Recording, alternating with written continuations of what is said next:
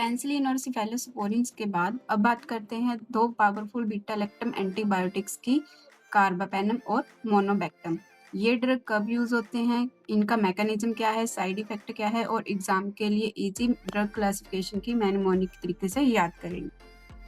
Carbapenem broad spectrum bactericidal beta-lactam antibiotic है। ये gram positive, gram negative और anaerobic bacteria पर बहुत इफेक्टिव होते हैं।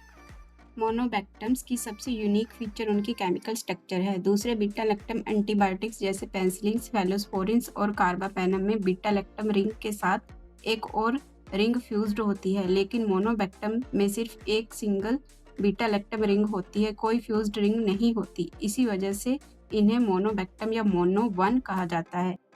Remember these mnemonic classification of carbapenem. Remember these word I, me, Dora. Monobactam family की clinically सबसे important drug है एक जो है aztreonam, one ring one drug.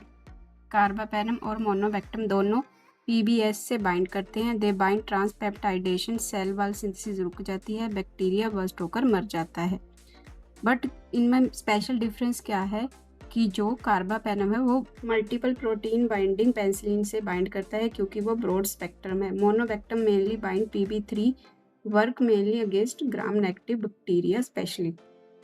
Carbapenem use sepsis. Sepsis एक ऐसी कंडीशन है जिसमें जो बॉडी का इम्यून सिस्टम है वो ज़्यादा रिस्पॉन्स करने लग जाता है इन्फेक्शन के अगेंस्ट, जिससे वो खुद ही बॉडी के ऑर्गन को डैमेज करना शुरू कर देता है।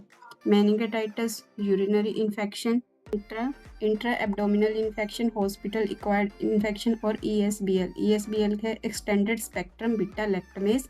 ये एक एंजाइम है जो बीटा लैक्टम एंटीबायोटिक्स को तोड़ देता है।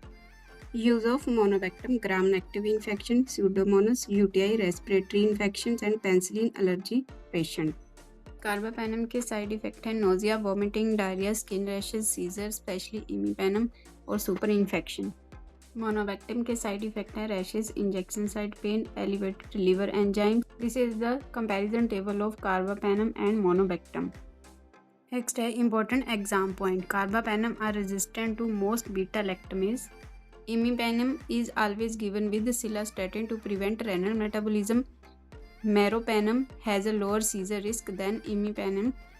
Azithromycin is safe in many patients with penicillin allergy because it has minimal cross-reactivity.